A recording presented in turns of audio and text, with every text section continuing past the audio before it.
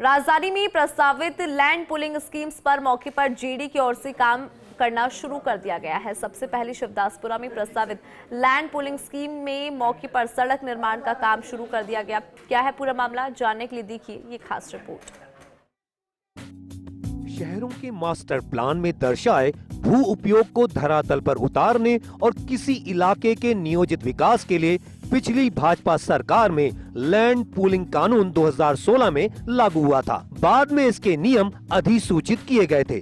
प्रदेश में फिलहाल राजधानी जयपुर में 2 लैंड पूलिंग स्कीम प्रस्तावित की गई हैं। इनमें से एक शिवदासपुरा इलाके में 163.5 हेक्टेयर भूमि पर और डिग्गी मालपुरा रोड इलाके में 172.31 हेक्टेयर भूमि पर लैंड पूलिंग स्कीम प्रस्तावित की गई है।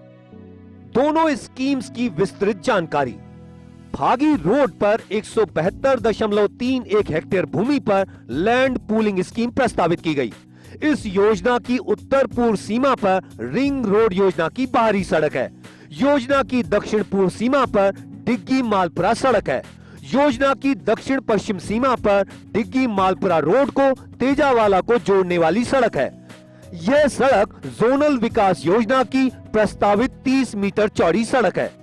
योजना की उत्तर पश्चिम सीमा पर राजस्व ग्राम अचरावाला, जयसिंहपुरा उर्फ तेजावाला और अभयपुरा रिंग रोड योजना से जोड़ने वाली सड़क है। यह सड़क जोनल विकास योजना की प्रस्तावित 30 मीटर चौड़ी सड़क है।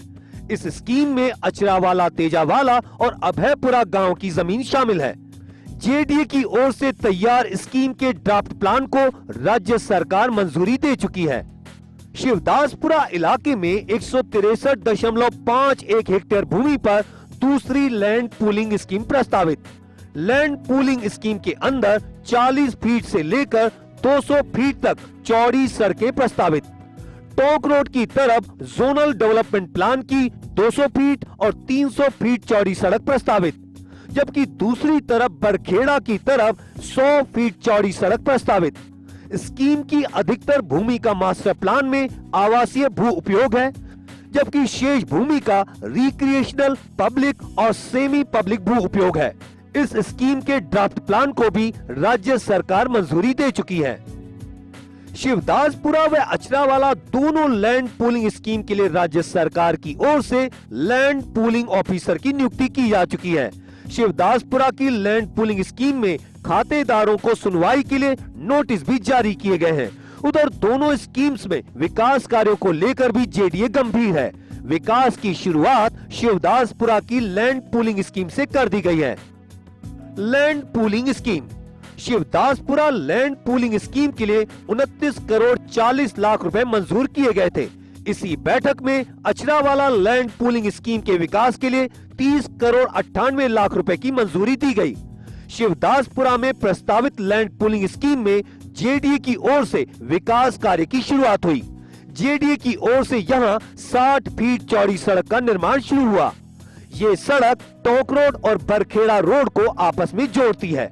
बरखेड़ा रोड से एचटी लाइन तक उपलब्ध जमीन पर सड़क निर्माण का काम शुरू हुआ।